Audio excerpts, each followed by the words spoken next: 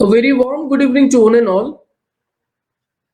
Welcome to the webinar on National Education Policy 2020, Innovation and Entrepreneurship Perspective, being presented by Sagar Institute of Science, Technology and Research, Ratibad Campus. The importance of education is well known to us.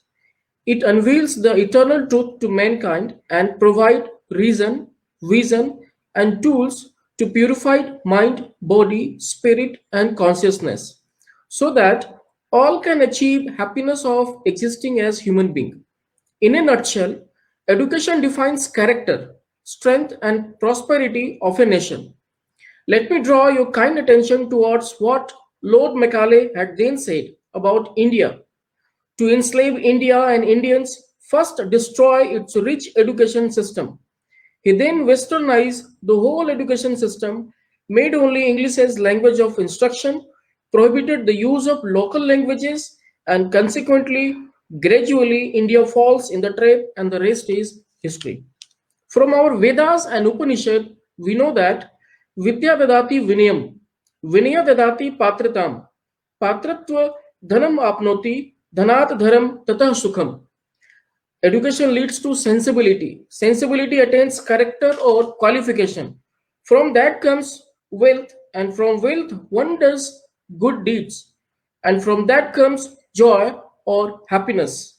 Since the independence, all our governments have tried to fix lost glory in the field of education and have brought several reforms in education system, that is national education policy.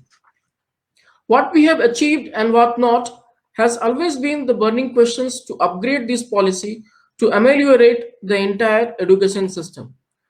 Dear friends, dear folks, the webinar on National Education Policy 2020, Innovation and Entrepreneurship Perspective aims to understand and decode this newly drafted and to be implemented National Education Policy.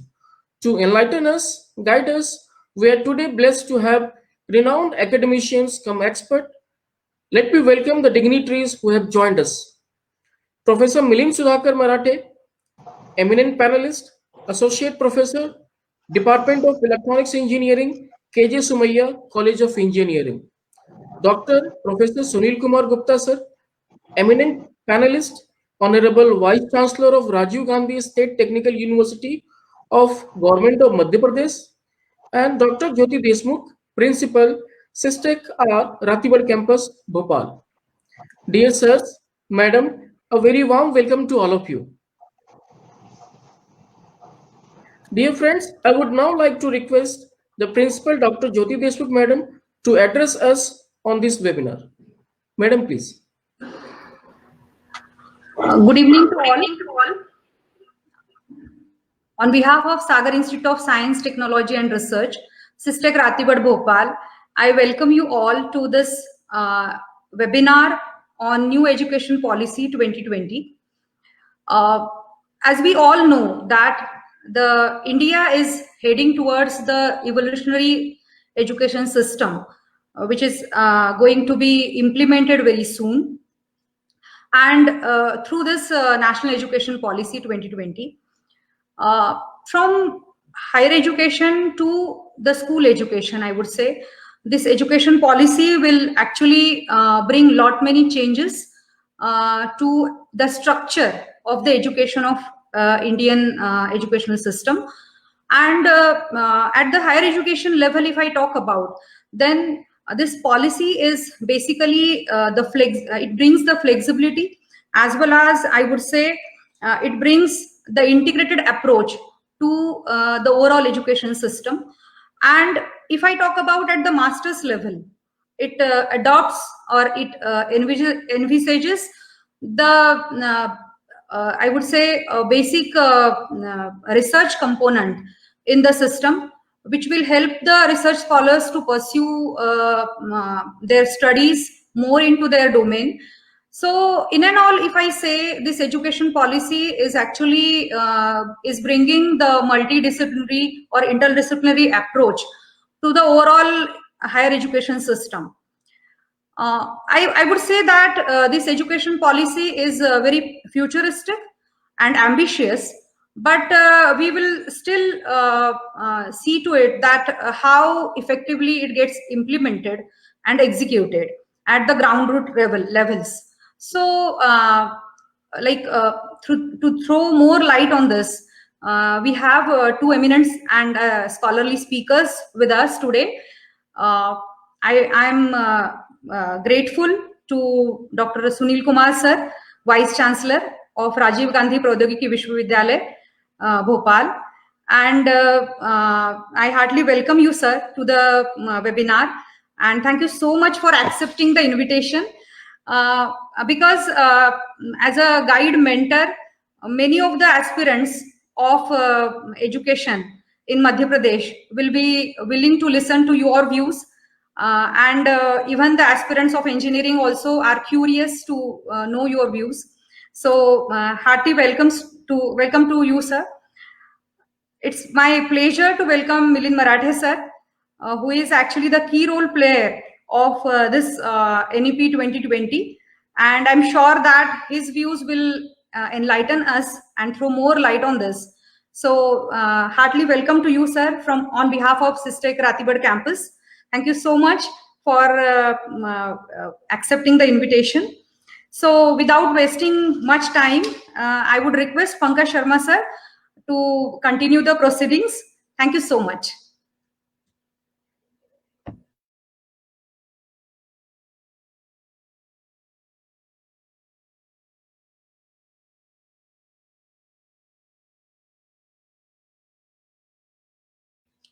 Sir, you are not audible. You have muted yourself. Thank you so much, madam. It was such a great pleasure to hear from such a great academician like you. Thank you so much, madam. Recently, the Ministry of Human Resource Development, now it is called Ministry of Education, replaced the 34-year-old National Policy on Education, that is NPE, that was framed the year 1986 with the new education policy of 2020, NEP 2020. The new education policy 2020, which is approved by the Union Cabinet, is going to attempt to make important reforms in existing education system. And the policy aims at universalization of education starting from preschool to secondary level with 100% gross enrollment ratio GER in school education by the year 2030. Post-independence, India has had three education policies. The first policy was formulated in the year 1968, in which major emphasis was on compulsory education for children up to the age of 14. Next, the second NPE was introduced in year 1986. The emphasis of the second NPE was to remove the wide disparity between various social groups, while the 1986 policy emphasized on achieving uniformity of education across various social groups. It did not account for the competitive global landscape which became important with the beginning of globalization of Indian economy after 1991 reforms. Now, NEP 2020 is an attempt to balance local and global human resource needs of growing India economy. Given the introduction of NEP 2020, it is important to understand the changes introduced by NEP 2020 vis-a-vis NPE 1986. Dear friends, as an expert over NEP 2020, we have with us Professor Milind Sudhakar Marathe. He is an educationist, former member, Academic Council, Mumbai University, Associate Professor, Department of Electronics Engineering, KJ Somaiya College of Engineering. Sir has done his Bachelor of Engineering, a specialization in Power System, and Master of Engineering, a specialization in Control System Engineering from VJTI Mumbai 19, Mumbai University in the year 1984 and 97 respectively. Sir has held various positions of responsibility at university level, industry level, professional organizations level. Former President's nominee, Executive Council, Northeastern Hill University, Shillong, Meghalaya. Sir is deeply interested in policies regarding higher education in India, participated in forming National Education Policy 2019, deep knowledge of NEP 2019 and its impact on Indian education, active participation in various seminars and symposia. Sir has visited Melbourne, Australia as a resource person for Australia-India Leadership Dialogue on December 2019 and participated in conference. He delivered his expert on NEP 2019 and possibilities of academic partnership between the two countries. Sir has also visited Afghanistan as a member of Indian Voluntary Organization's Goodwill Mission in Afghanistan in the year 2002 as an expert, higher and technical education, and the task of mission was to have an assessment of the rehabilitation needs of Afghanistan and to find out some niche role for Indian voluntary organizations. With his vast experience and knowledge over education policy, Professor Milind sir is going to elaborate all nuances to help us understand and grab the idea behind this NEP 2020. I would now request Professor Milind sir to take charge of the session. After the delivery, we will have question answer session also. Over to Professor Milind sir. Sir, please.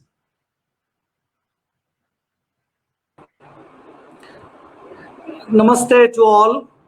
Honorable Vice Chancellor Dr. Sunil Kumar Sir, Rajiv Gandhi Prodhyogiki Vishwavidyalaya, then Dr. Jyoti Deshmukh, Principal, Sagar Institute of Science and Technology and Research, Bhopal, Professor Pankaj Sharma, and listeners for this very innovative topic. See, this topic is not on understanding National Education Policy 2020, but actually this topic is NEP with reference to innovation and entrepreneurship.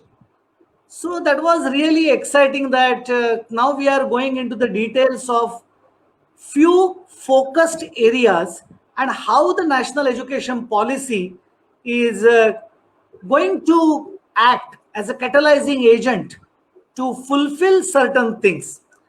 So let me start. I'm going to use a PowerPoint presentation.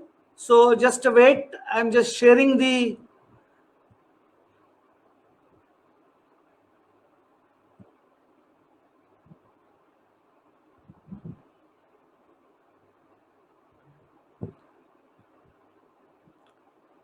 I hope my presentation is viewable.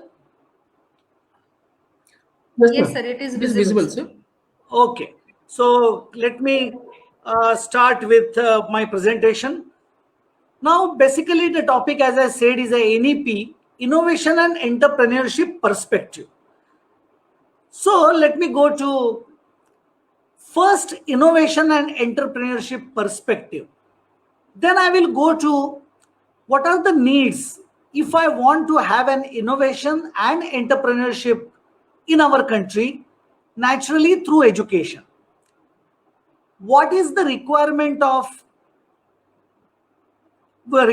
at school level, at college level? So we will first define what are the requirements if we want to become a leader in innovation and entrepreneurship in coming years. Now, I know that entrepreneurship doesn't actually relate with the education because there are many entrepreneurs who are not formally trained, but while presenting, I am basically focusing the engineering students because the organizers are from engineering background. So my perspective will also be for technical engineering students. So first, I will define this and then we will see how the National Education Policy caters the requirement. So let us start. I will quote APJ Abdul Kalam, former President of India. He says that orientation for entrepreneurship has to start right from the schools. This is very important. Teachers need to teach the role of entrepreneurship on national development in schools. Then he said that during college education, students must be exposed to business development opportunities and must be trained towards creation of new enterprises. So that is what Abdul Kalam said. So he has categorically mentioned what we should do at school level and what we should do at college level. Now I'm tempted to quote father of management Peter Drucker, and he said that entrepreneurship is not a magic, it's not mysterious, and it has nothing to do with genes. It is a discipline, and like any discipline, it can be learned and taught. This is very, very important because many times a common man's perception is उद्योजकता ये जन्मजात गुण है, सभी लोग उद्योजक नहीं बन सकते. Entrepreneurs are God gifted. That is the perception. But the great Peter Drucker said, no, it is a discipline. And like any discipline, it can be learned. So that is the reason. So we should shut off the apprehensions and feel comfortable that everyone can be an entrepreneur if he exerts his all energies in a particular direction under the proper guidance. Now let us go for the dictionary meaning of enterprising. It's having the ability to think of new activities or ideas and make them work. So two issues: think of the new activities, new ideas, that is the innovation, and not only innovation, but make them work. That is the enterprising. So who is an entrepreneur and what is his role? So an entrepreneur is a person who takes the risk of setting up his or her own venture for perceived rewards. He or she initiates the idea, formulates a plan, organizes resources, and put the plan into action to achieve goal. Entrepreneurs have specific qualities, some of the very specific qualities. They have special strengths which they draw upon for their adventure into business. So if anyone wants to start and succeed in the enterprise, you are required to play different roles at different stages of your enterprise.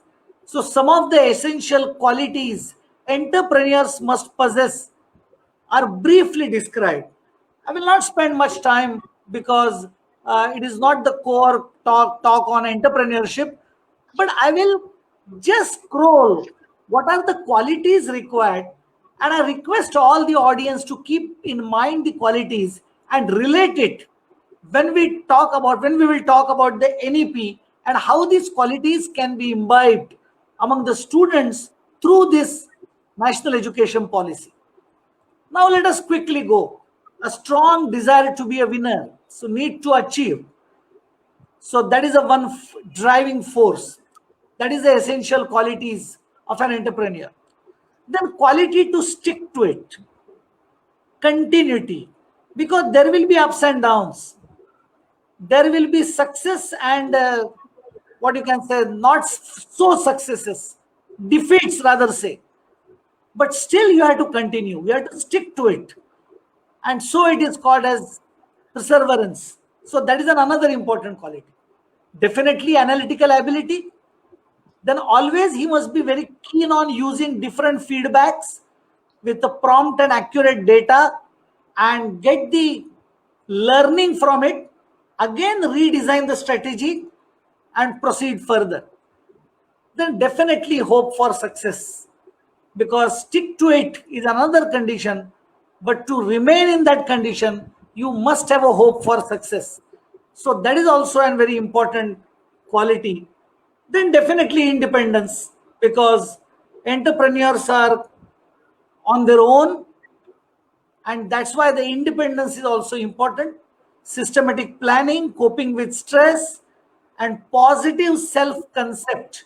So these are some of the qualities an entrepreneur should have. No doubt we can add some more, but that is the whole, what you can say, skill sets or qualities a human will have to acquire to become an entrepreneur. Now, if I analyze these qualities, I will divide these qualities into three categories. First is the hard skills, which are nothing but the skills which I am going to convert into a business. Suppose I want to start a business with reference to the electrical engineering. Naturally, my core subjects and my core competency should be there. So I will call it as a hard skills. Then I will need some soft skills. So soft skills are analytical reasoning, feedback, then communication, presentation, sticking to it quality. So all these will be the soft skills. And the third will be the life skills. As I said, why life skill? Coping with stress is not taught in any course. So positive self-concept, that is also not taught. Hope for success. And that's why the third quality can be categorized as life skills. And so we will have to go for these three qualities as a whole. So while defining this, now when a student wants to become an entrepreneur, what he is expecting at his school level and what he is expecting at his college level. Because Kalam Saab has categorically said what should be done at school and what should be done at college. So I expanded on his quote and listed out some of the characteristics. So if this has to achieve, then what we need at school level. So first is foundational literacy and numeracy with strong fundamentals.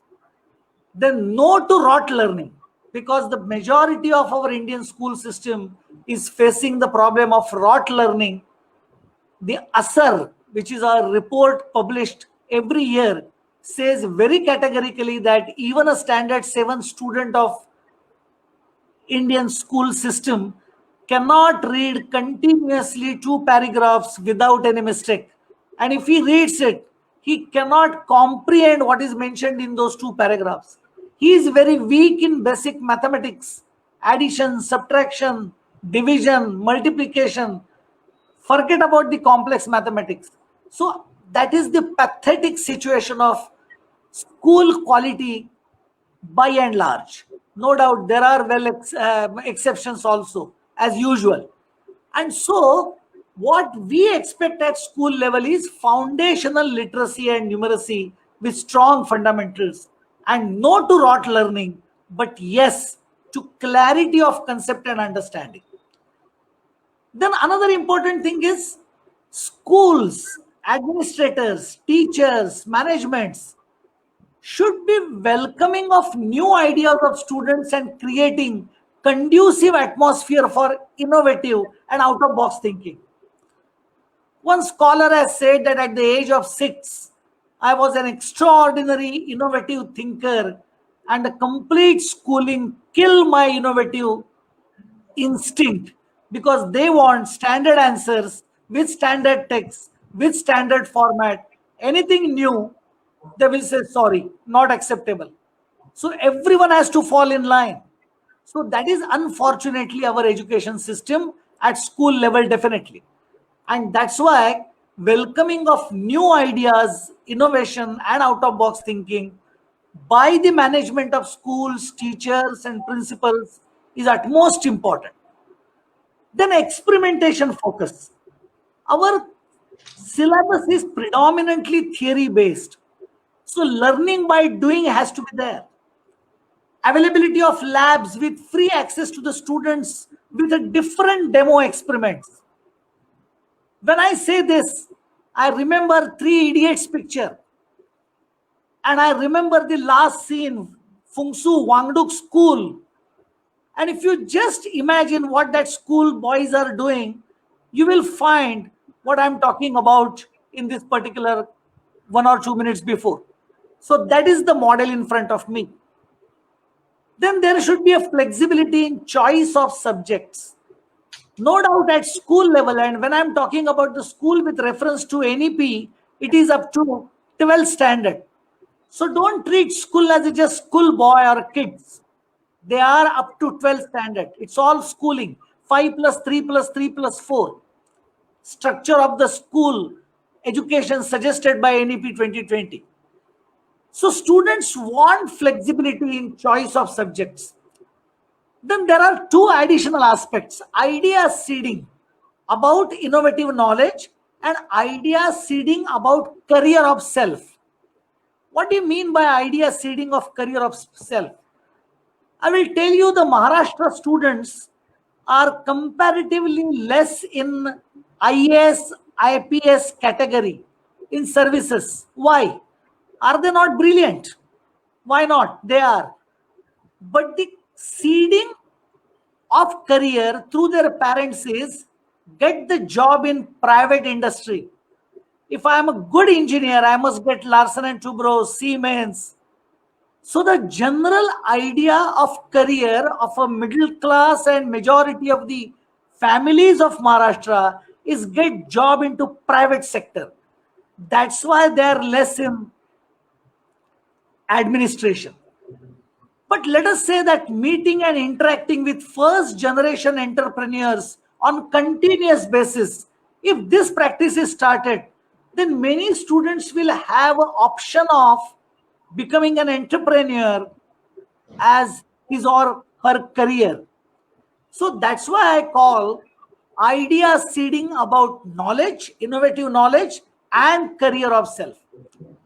So internship to get exposure about various professions like electrician, carpenter, plumber, cobbler, potter, gardener, small scale industry, grocery shop, public distribution systems, banks, and so on. Surprisingly, even up to 10th standard student is not exposed to these small industries. Then how he will get an inspiration that I can be one of the small entrepreneur in these niche areas? So there is a need of internship, and students should spend some 10 days per year with these professionals, observe the business, observe the customer demand, satisfaction, how things go, what are the skills required, what are the resources required, so that they can pick up something and expand on that, and the seeding of becoming an entrepreneur will be there, germinated in the minds of the young students.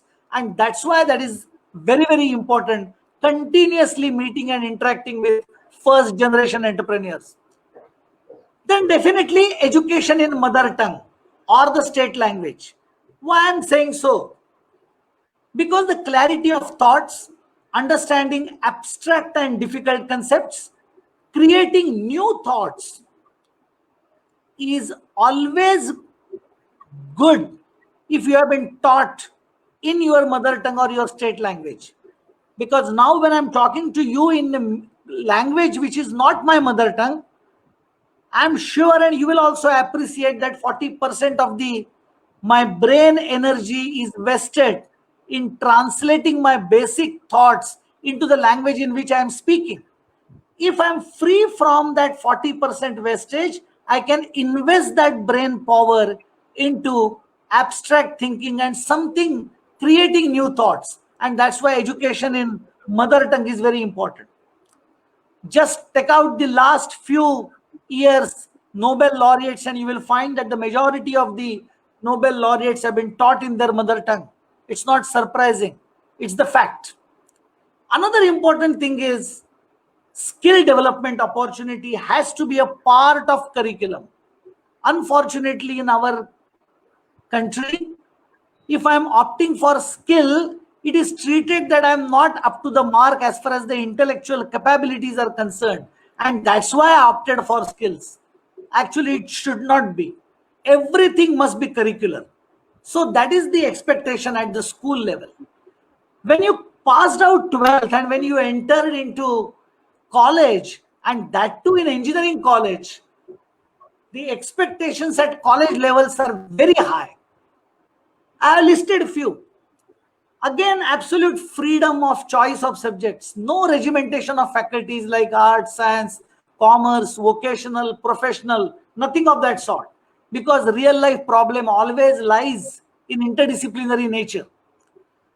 Then what we are lacking most in higher education is research focus in UG as well as PG, and establishment of research intensive colleges and universities. Because as a faculty in engineering, Somaiya College of Engineering, we can very well say that IITs and NITs are treated as a good research intensive institutes. But equivalent of that, not all engineering colleges are treated like that. And that's why research intensive colleges and universities is the expectation of the students. Then another important thing is what students are expecting is compulsory and rigorous industrial training, internship, apprenticeship for every students to be arranged by institute. I know it's a huge task, but few years back when Apprenticeship Act was in place, every company beyond a particular turnover has to recruit some 10-15 students as the apprentice, and they used to get the training. In my college, we used to run a course where complete one semester was internship in industry. But once the Apprenticeship Act was removed and the industries were reluctant to absorb the student as internee, we have to close that course. So that is the very important aspect, that industrial training, internship, apprenticeship for each students to be arranged by institute. Compare it with the medical education, compare it with the architect education. There is a compulsory training with the architecture students, with the professional architects. There is a compulsory duty in hospitals as an intern in medical college for 1 year, that too in urban and rural areas, which gives them practical training, which will make them what you can say, which will make them able to start their own practice. They will not search for jobs because they are trained like this. So that is a very important aspect. Another important thing is that we all are talking about Industry 4 revolution. But unfortunately, at the institute levels, developing new courses in line with Industry 4 revolution is not up to the mark. IoT, machine learning, I have listed few, but yet that courses are not matured enough and the faculty is not trained who can handle Industry 4 revolution courses. So that is one very important aspect. Another thing is that developing new courses for holistic development of students is also not there. Nobody teaches higher order thinking, interpersonal relations, working in a team, acting as a leader, intrapersonal qualities like self-discipline, enthusiasm, sensitivity, empathy, rational thinking, planning skills, communication skills. Nobody teach formally. Problem solving attitude. We talk about multitasking, but whenever we go for multitasking, we should concentrate and detach the mind from different tasks. But at school or college level, there is no formal teaching of concentration and detachment of the mind. So all such courses, they are called as a holistic courses, development courses, should be started at college levels, because there is a choice for the students. I can opt in a third year of engineering, concentration of mind. I may go for planning. I need not go and do complete management course of 2 years. So all such courses should be there. That is the requirement. Similarly, developing new courses with full cognitive domain, information, knowledge, analysis, evaluation and synthesis and designing, blended with good proportion of affirmative domain and psychomotor domain, is also the need of an hour. Because actually the education must be union of head, heart and hand. So that is also required. Another important thing is that if I'm admitted in Somaiya Engineering College, why I have to acquire the credits only from Somaiya Engineering Colleges? There are excellent courses on Swayam platform, NPTEL platform, with the great experts, IIT Prof, IISc Prof. Why student has to learn from the faculty of Somaiya? So at least 25 to 30% credits to be allowed for all students to acquire through courses conducted by other eminent institutes or experts in online mode or MOOCs. edX, Coursera, no doubt there will be some approval by the academic council that whether this edX course is approved for a particular core competency or not. But definitely students should be allowed to explore high quality knowledge other than the institute in which they are admitted. Definitely special thrust on entrepreneurship is requirement because jobs are decreasing. Now it's like an enterprising activity. Not only placements, but students must be developed for entrepreneurial qualities, supplemented by startup incubation center at each and every technical institute. And definitely orientation about Bharatiya knowledge system. Why I'm talking about Bharatiya knowledge system? I stayed in Rajasthan and I know that Rajasthan ancient people have developed extraordinary water conservation system because they are having drought like condition in Rajasthan and water is very precious for them. But they have developed the system, the process, the technology. But our today's civil engineers are not at all linked with that traditional knowledge. And so Bharatiya knowledge system, indigenous and traditional technology, local knowledge, lokavidya, local wisdom, local resources, they are not known to the professional engineering students or any college going students. And that's why there should be a blend of local and academic syllabus which he or she is learning in the college or in the institute. Then definitely, as I said, it's a same Bharatiya knowledge system, Lokavidya. Then capacity building of individuals and universities for innovations, knowledge generation and wealth creation. That is lacking. Then and then only the economic growth and all-round development and progress of the society of big nation like India will be possible. But what is the roadmap?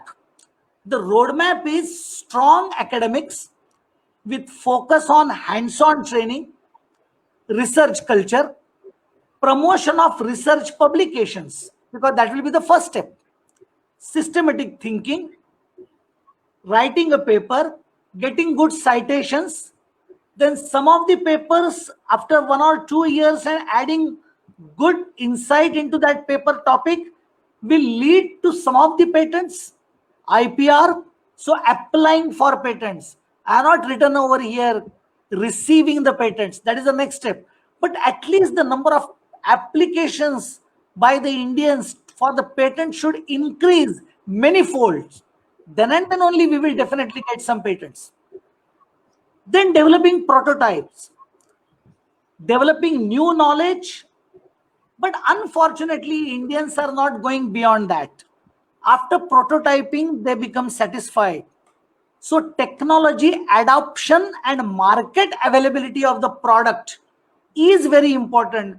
That will bring wealth generation and progress of the country.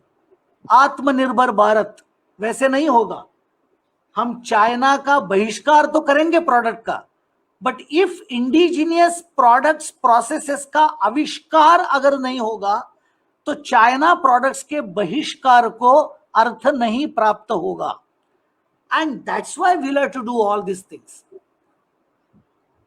Now the next topic or next is which should be the areas for innovation and entrepreneurship for growth and progress of our country. The moment we say this, we immediately talk about space, we immediately talk about big data analytics, AR, VR. Yes, definitely they are the new technologies, no doubt of it. But change the focus of Indian entrepreneurship from these advanced technology to appropriate technology for Indian circumstances. So food, shelter, clothing, medical facility, 24/7 clean, sustainable energy, potable drinking water to all through tap at home. Tap at home, that is important. electric mobility, electric vehicles, two-wheelers, three-wheelers, so that the pollution will reduce. Import substitute has to be find out. Imports will be reduced for the petroleum products. Perhaps we will save a lot of money for that, so that electrical mobility is one of the important aspects. Tapping solar energy, tapping wind energy needs innovation and research and enterprising activities. So many things has to be done. Defense, agricultural, housing, integrated medicine, health system, all these things are the areas for future research, innovation, knowledge generation, and wealth generation. Because whenever student approach us for identifying the title for the project, we normally go for the project titles with Industry 4.0 revolution topics only. If in my title IoT is not mentioned, we also feel that this topic is not worth taking up. Everything should somewhere IoT word should come. That is the attitude of today. But just think that these are the areas in which we have to exert, then it will be really good enterprising will develop to the progress of this country. Now, this is the actual requirement of common student, parents, professionals, experts of this particular field with reference to the innovation and entrepreneurship from school and college. With this background, let us see what is the NEP. Now, I will not go into the details of the NEP because I think all of you must are aware about what NEP is. So this is the background. 4.0 revolution is definitely a background, but with again, this is a futuristic policy, as Jyoti madam has said. So it is catering to qualities of 21st century among the students. And if you go through the qualities, it has got a good blend of cognitive, affirmative, and psychomotor skills. And national education policy is doing great job in doing so. Now, if you just remember what we have said about the requirement of school education, you will find that many of the things are there in this early childhood care education and restructuring of school curriculum into 5+3+3+4. Now let us go to 6th standard directly. That is, first 5 years, it will be a national mission for foundational literacy and numeracy that we have already explained. Then we will go for, this policy will say no hard separation in terms of curricular, extracurricular, co-curricular, no hard separation of vocational, skill-based streams and academic stream. So everything is equally important, everything is equally curricular, and that's why the proposal is RTE should be extended up to 18 years. Then I will not go into the details because in this, for every group 5, 3, 3, 4, what is mentioned is clearly mentioned over here. I will just quote 6th standard. From 6th standard, they have introduced two things. Choice of the subject, point number 1. And point number 2, 10 days internship, 5 to 6 hours per day near their local home with different artisans, industries, just to get exposure of the field. They have called it as a Bahya Shikshan. So from 6th standard, they have started the internship. And from 6th standard, they have started subject choice. From 6th standard, they are saying that skill subjects will be interleaved right from 6 to 12. And so that there will be skill-based course with great depth, greater critical thinking, more flexibility. So all these things which we have mentioned is there in this particular national education policy at school level. Education in local language and mother tongue. This is also one of the suggestions which is really what you can say, revolutionary and in line with what we have said for the clarity of thinking and abstract thinking and quality of the person.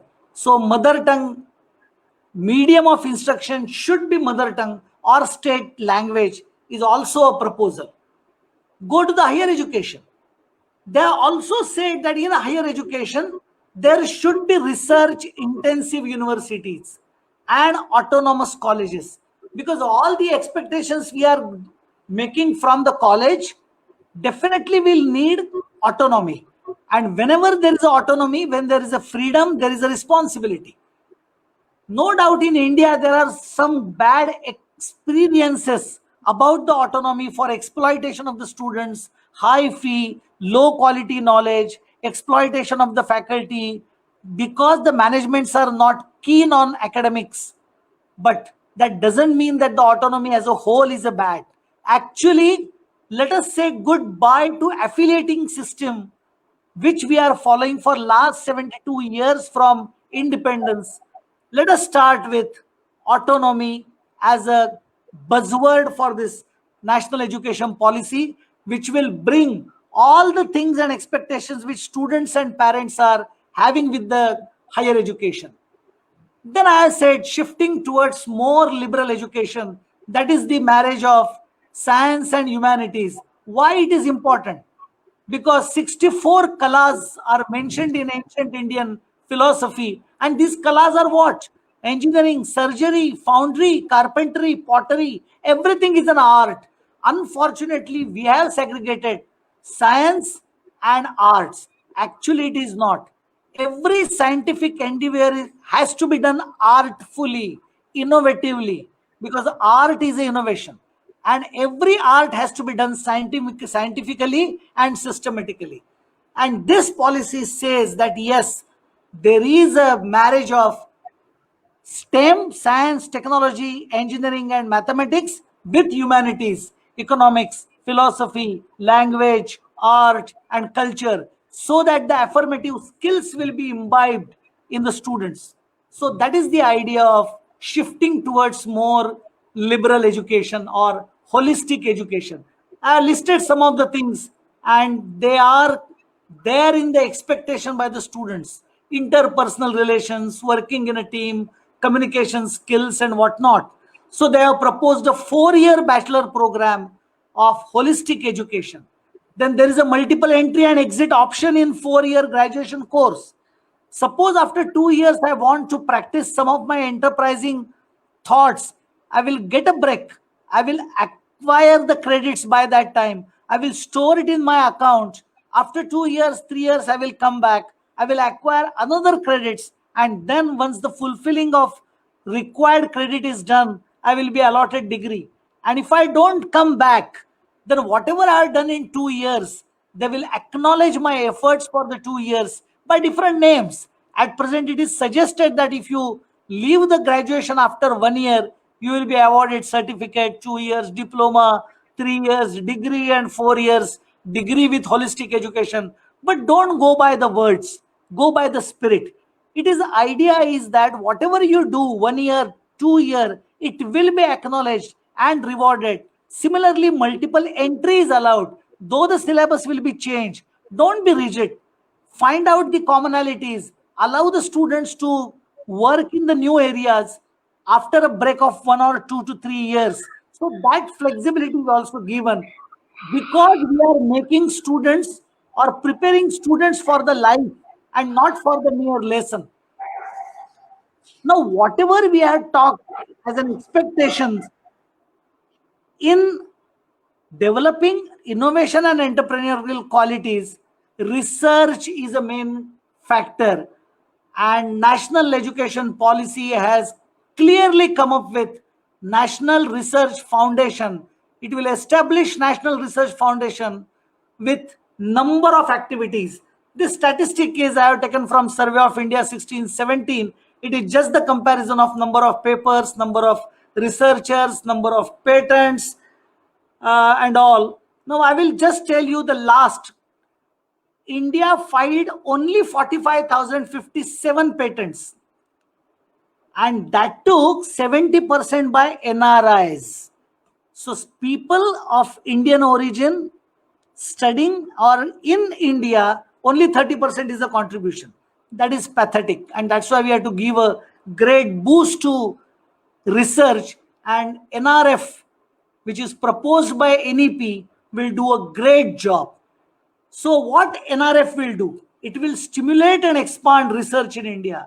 It will seed, cultivate, grow research culture right from the schools, the dream of APJ Abdul Kalam. It will monitor, mentor the higher educational institutes by eminent research scholars across the country. It will fund competitive, peer-reviewed grant proposals of all types and of all disciplines. It will act as an umbrella organization. So we are expecting very high from NRF. I will not go into the details of the teachers because actually we need passionate, motivated, highly qualified, professionally trained, well-equipped teachers with mother-like heart for their students at all levels of education. So NEP has suggested number of things for teacher development. 4 years B.Ed course, then extra facility for brilliant students to get converted into teachers, for post-graduation research, then there is a methodology, there is a pedagogy approach to be taught to the teachers, and many things are told. So at last, to conclude, what I will say in a nutshell, that NEP 2020 is an India-centric, Indian education system with primacy of Indian knowledge, which will bring the Indian traditional knowledge system into mainstream. It is forward-looking with indigenous wisdom and roots. It is integrated, inclusive, comprehensive, and holistic. It has a capacity to completely revamp the education system of India. It will definitely throw the colonial education policy lock, stock, barrel. It was a Macaulay policy which we were continuing for last 72 years after independence. This policy has capability to throw colonial system. Lastly, I will appeal to all of you here, teachers, students, vice chancellors, education administrators, principals, that please acclimatize with the policy, understand, get clarity, and shed apprehensions. Then appreciate and accept philosophy of the policy, concerns and revolutionary ideas. And then last but not the least, act for implementation with letter and spirit. Because we all know that without implementation, any document is of no use at the grassroots level. So I appeal to all the members of education fraternity, including government, to come forward and take maximum efforts for successful implementation of this game changer National Education Policy 2020, which will lead India as a strong, modern, prosperous country of the future, and it will act as an education hub, economic hub for the global, and not only that, even a moral hub of the world as a one family. And Atmanirbhar Bharat will be there if we seriously implement this National Education Policy 2020 with the perspective of innovation and entrepreneurship.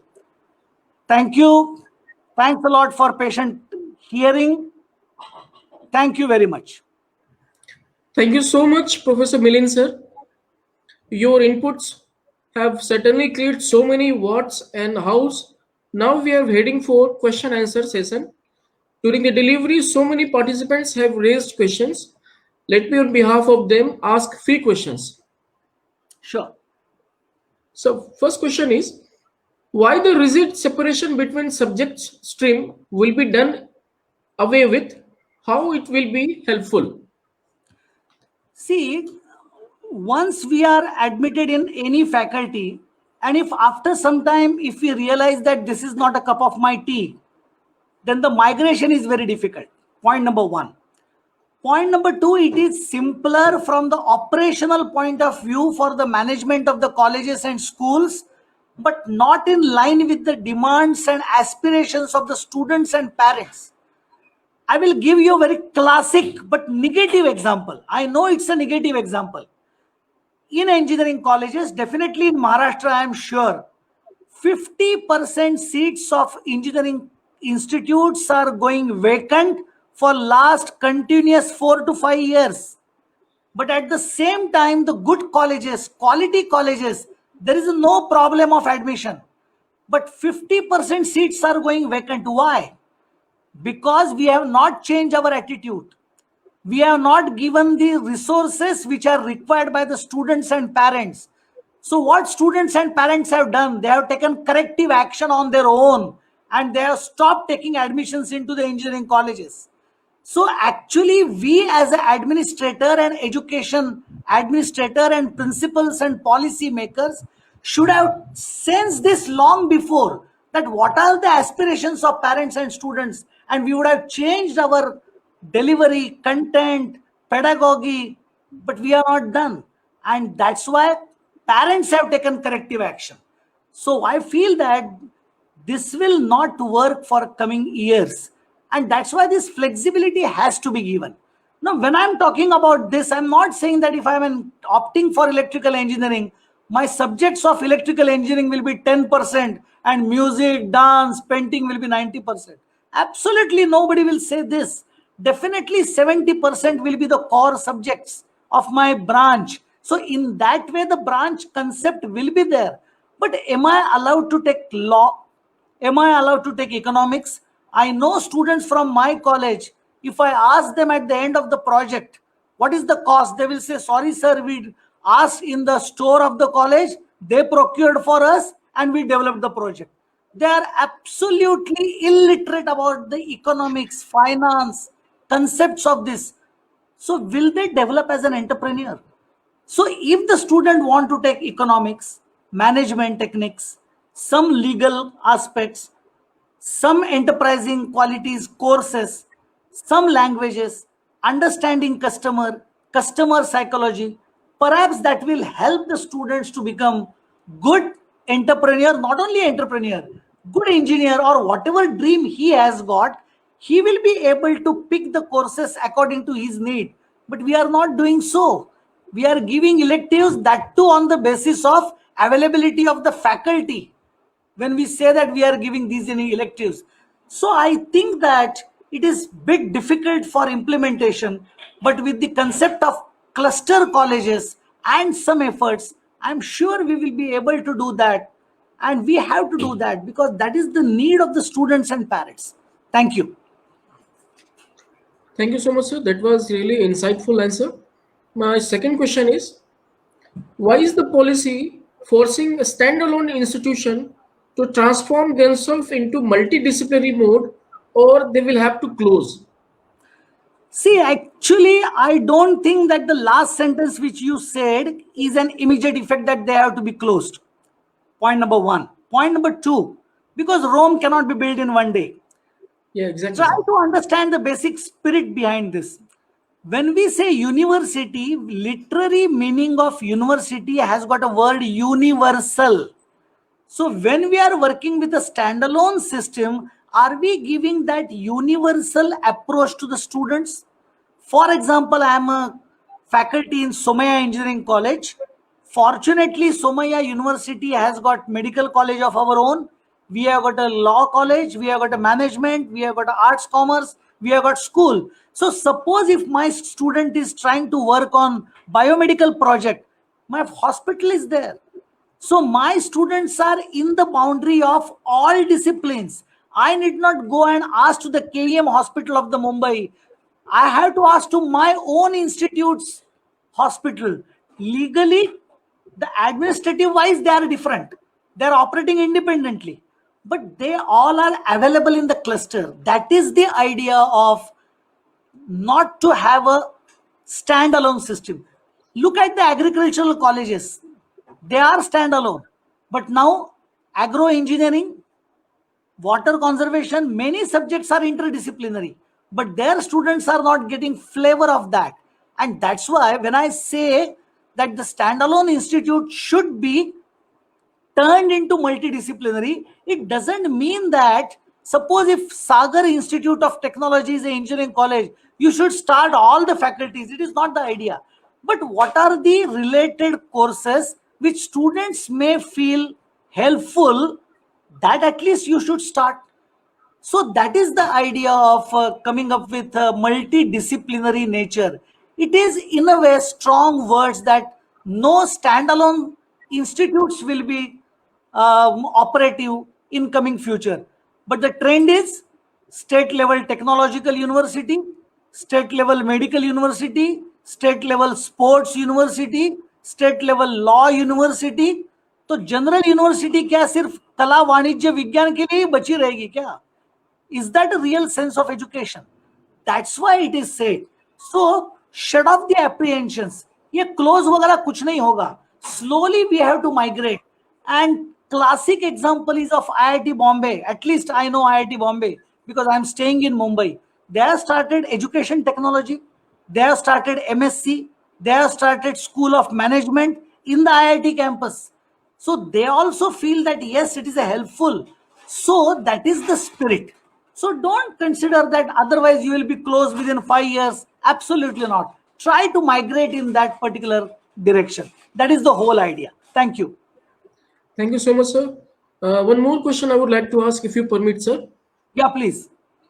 What factors NEP has ensured to developing life skills in the continuous education process? See, at present, the affirmative domain is grossly absent from our education system. And as I said, even in cognitive domain, we are only dealing with the primary spectrum: understanding, knowledge, analysis. Our question paper is also state and prove, explain the working. But we are not saying that if I want to design a particular product, which available methods are good from the point of view of technology, from the point of view of cost, from the point of view of environmental friendliness. Because if I want to evaluate, I have to do much larger analysis than what we are doing. So forget about synthesis and design. We are not able to design many small products, even though our graduates are past final year engineering. And that's why cognitive domains, higher order skills are absent, but definitely affirmative domain is absent. And that's why there is a strong focus on holistic education. But for that, we will have to develop new courses. For example, suppose if I have to develop leadership qualities and working in a team as a full-fledged course for my engineering students, I'm not trained to that. So I will have to reach to the experts. I will have to design the syllabus. I will have to go for the material, pedagogy, experimentation, all the things I have to think. So it will be definitely huge efforts faculty has to take. And many times faculty will teach the way they have been taught and they don't want to learn continuously. That is unfortunate situation, but this will force. And so what I feel that affirmative domain courses will give all these required things, provided we come up with developing new courses with joining hands with the new institutes. It is not always that I should teach from my faculty only. You ask the other college, management college, to design a course for my students and make them available online. That's why I propose that 30% course or the credits should be acquired by the student of any institute, from the institute anywhere in India, and that will be added to academic credit, academic bank of credits. So that is the collaborative learning. Join hands with not only industry, join hands with nearby institutes and get maximum benefit and strengths of them, as they may be resource, material, human being. So that is the whole idea for doing new courses. So that is the idea of holistic education. We have to interleave these type of courses, and that's why they have proposed that all graduation present 3 years graduation will be 4 years graduation, because for 1 year or 2 semester roughly 6 to 12 subjects of this flavor will be added and interleaved in the course, so that it will be, in today's colloquial language, it will be BSc with holistic education, a 4-year course. It will be a blended. So each and every institute and faculty has to devote the time to develop all such courses, but the facility is given by the education policy, or it is promoted heavily. Now it's on us how we will take it at the implementation level. Thank you so much, sir. Your answers were very insightful. I hope our participants must have listened and learned so many things out of your answers. Thank you so much, sir. Dear friends, we have with us Professor Dr. Sunil Kumar Gupta, sir. Sir is Honorable Vice Chancellor of Rajiv Gandhi State Technical University, Government of Madhya Pradesh. A technical university with more than 400 affiliating institutions with more than 4 lakhs students. He holds PhD in the field of mechanical engineering from IIT Delhi with a special interest in the field of energy policy. He has also served as additional secretary in Department of Technical Education. He has also served as Secretary of Admission and Fees Regulatory Authority of Government of Madhya Pradesh. He has guided several PG and PhD scholars. He has more than 50 research papers in various international journals. He has been instrumental in designing various social sector schemes in the field of skill development. Sir is in the governing body of NITTR Bhopal, ITM University Gwalior. He is also chairman of Central Regional Committee of AICTE dealing with technical education of Madhya Pradesh, Chhattisgarh and Gujarat. I would like to request respected Professor Sunil Kumar Gupta sir to address the audience. Sir, please. Maratha जी, सबसे पहले तो आपको नमस्कार मेरा। पंकज जी, ज्योति जी, आप सबको और सारे लिसनर्स हैं उन सबको भी मेरा नमस्कार। अब प्रश्न ये है कि मराठे जी को सुनने के बाद अब कुछ बोलने को बचा है क्या? ये this is the big question. That to after reverse engineering. Marathe साहब ने जिस खूबसूरती से रिवर्स इंजीनियरिंग की, पहले उन्होंने पूरी नीड आइडेंटिफाई की, प्रेजेंट सिस्टम की डेफिशिएंसीज को आइडेंटिफाई किया और उसके बाद एजुकेशन पॉलिसी में जो उसको टेक केयर करने के लिए जो स्टेप्स लिए गए हैं उनको एड्रेस करने की कोशिश की। इससे बेहतर description new national education policy का नहीं हो सकता। The way the Milind Marathe sir has explained the beautifully the whole concept of national education policy and the way it is likely to change the whole educational arena that has been already explained. तो मैं भी education policy के बारे में तो बात नहीं करूंगा, दैट्स वेरी करेक्ट, मतलब इसमें कोई शक नहीं। I am not going to talk about this education policy at all. Marathe साहब ने जो बात कही और जो मुझे अच्छी लगी उन पे मैं बात चर्चा करना चाहूंगा। और सबसे पहली बात की कि जो नेशनल एजुकेशन पॉलिसी है वो that has been designed and prepared for preparing our students for life. तो जीवन क्या है और जीवंतता क्या है, these are the two basic question of life. हमारे टीचर्स शिकायत करते हैं कि बच्चे क्लास में नहीं आना चाहते। मैं पूछता हूं वो क्लास में क्यों नहीं आना चाहते? This is the basic question which should be raised and again it should be answered. Why the student don't want to come in your classrooms? तो कुछ ना कुछ तो खामी है प्रेजेंट एजुकेशन सिस्टम में। मराठे साहब ने उसको डिफरेंट शब्दों में कहा और मैं शायद डिफरेंट शब्दों में कह रहा हूं कि खामियां मोर देन क्लियर हैं। When Marathi Saab says that our graduates cannot design a simple product after completing their graduation, that's very correct. बिल्कुल सच बात है कि अगर छोटा भी प्रोडक्ट डिजाइन पूरी प्रोडक्ट लाइफ साइकिल को रखते हुए अगर डिजाइन करने की बात हो तो it's too difficult to design a simple product from engineering angle. It means इसका अर्थ क्या है कि there is certain deficiencies in our own existing system. Problem solving approach नहीं है, स्किलिंग उसमें बहुत कम है या skilling is not at all missing है, वो रिस्क टेकिंग नहीं है, वो उस तरह से जीवन से जुड़ी हुई समस्याओं को हल करने की प्रेरणा नहीं देती है, उसको ड्रॉ नहीं करती है। क्लास हमारे बहुत नीरस या बोरिंग हो गए हैं, वो लाइव नहीं है, वहां पर उस तरह से प्रोजेक्ट बेस्ड लर्निंग है नहीं जहां पर बच्चे को हम अट्रैक्ट कर सकें, उसको ड्रॉ कर सकें, उसको उसमें इन्वॉल्व कर सकें। तो ये सारी deficiencies are there and that we have to accept. अगर we are not accepting those deficiencies it means we are not accepting there is some problem with our education system. और यही रीजन है कि जब राष्ट्रीय शिक्षा नीति की बात हुई है और शायद कुछ बच्चों ने जो प्रश्न भी उठाया कि व्हाट इज द नीड कि why we are demolishing these boundaries in class 10th to 12th wherein we are not classifying them as a science, commerce, arts and all that. Reason शायद यही है. रीजन ये है कि कोई भी problem एक डिफाइंड डोमेन की होती ही नहीं है. It's too difficult to define a problem that is, you will say कि this is a definite domain, एक पर्टिकुलर डिसिप्लिन की प्रॉब्लम है. No, it's not like that. जीवन की कोई भी समस्या किसी पर्टिकुलर डोमेन से जुड़ी ही होती ही नहीं है.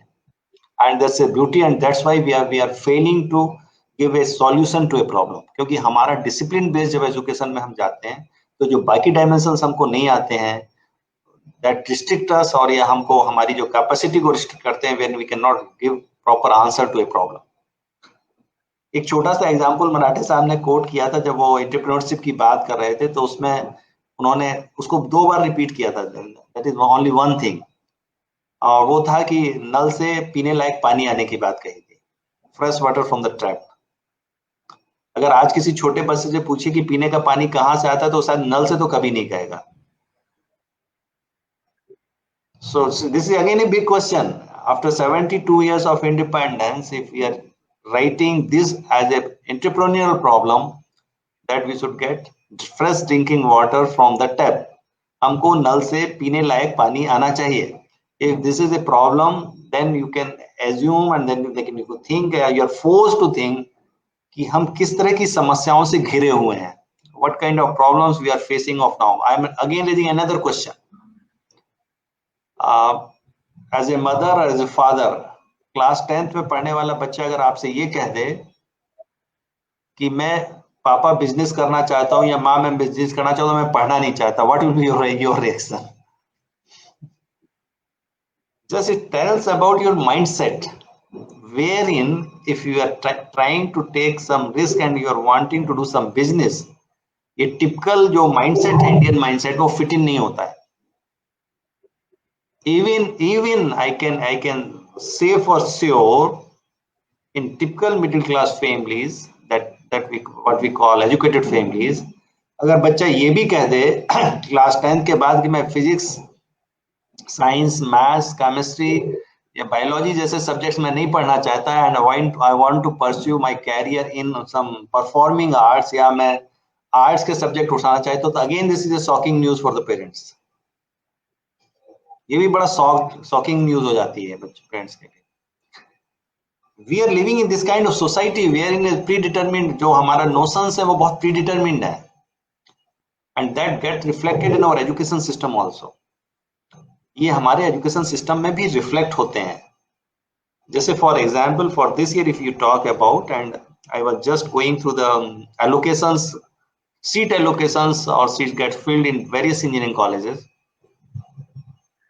So I was very surprised to see then 95%, except in government institutions, सारे institutions में seats खाली हैं. As Milind Marathe was also suggesting that 50% seats are lying vacant in Maharashtra. Here the percentage might be more. लेकिन typically, if you see the civil, electrical, mechanical, electronics, automobile, petrochemical, these branches, तो आपको figure पता चलेगा it is hovering around 10% only, average 10-15%. Almost all the seats are lying vacant. Again, what does it suggest? हम भी जानते हैं, everybody knows that जो engineering problems होती हैं उनका नेचर सिविल, मैकेनिकल, इलेक्ट्रिकल ही होता है. Basically all problems are either civil, mechanical और electrical. You can compute, you can use your IT abilities, you can use your computers, you can use your coding just to solve or find the solution of these problems. That's all, nothing else. What does it indicates basically? Again, the problem is that the kind of education system we have been evolved over the years, वो केवल और केवल जीवन के बारे में बात नहीं करता है, वो केवल और केवल अभी क्या बात है, मेटेरियलिस्टिक है. सारा का सारा जो education system is too materialistic. It simply talks about what kind of pay package, what kind of job you are going to get after pursuing particular stream of education. Society ने उसको इस तरह से लिंक कर दिया है, wherein this kind of prestige has gone into our psyche, and wherein society और the parent decide in that matter. जो वोकेशनलाइजेशन ऑफ एजुकेशन की बात होती है, मैं फिर ये प्रश्न उठाऊंगा कि कितने पेरेंट्स चाहते हैं कि बच्चे उनके वोकेशनल एजुकेशन में जाए? क्यों? Reason is more than obvious. अभी जो प्रेजेंट साइकोलॉजी है सोसाइटी की, there in the skill based occupations are still understood to be on lower status of the society. अगर आप ये कहते हैं कि मैं कारपेंटर हूं, आप ये कहते हैं कि मैं फिटर हूं, या मैं मशीनिस्ट हूं, या मैं इलेक्ट्रीशियन हूं, तो सोसाइटी में जो आपका स्टेटस है वो शायद नीचे के तबके में माना जाता है, and that is again be linked to the your capacity of earning. But everybody forgets here and here in, अभी जो वर्तमान में कंडीशन है, students who are having MTech, PhD and all that in engineering, how much they are earning as compared to carpenter, electrician and all that. In European countries and in particular in Germany, in Japan, the scenario is altogether different. The dignity of the labor is the critical thing.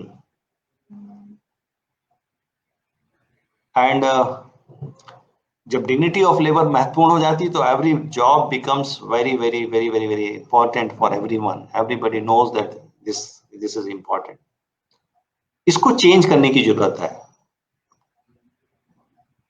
मैं उस भावना से जाना चाहूंगा, जब holistic education की बात करते हैं हम या कंप्लीट एजुकेशन की बात करते हैं, तो शायद हमें राष्ट्रीय शिक्षा नीति नए जीवन जीने के मूल्यों के बारे में ज्यादा बताएगी, हमको एक ज्यादा बेहतर नागरिक बनाएगी, हमको एक ज्यादा समझदार नागरिक बनाएगी, हमको एक ज्यादा सामाजिक बनाएगी, हमारे जीवन मूल्यों को सिखाएगी। That is more critical and more important. वही महत्वपूर्ण भी है जीवन में, क्योंकि जीवन का सत्य भी यही है कि अगर हमको स्वयं प्रसन्न रहना है या लोगों को प्रसन्न करना है, या हमको एक स्वस्थ, स्वच्छ और सुंदर सोसाइटी में रहना है, तो उस तरह की फीलिंग, इस तरह की एजुकेशन को लेने के बाद आना चाहिए। If it is not coming taking this education, it means something is lacking.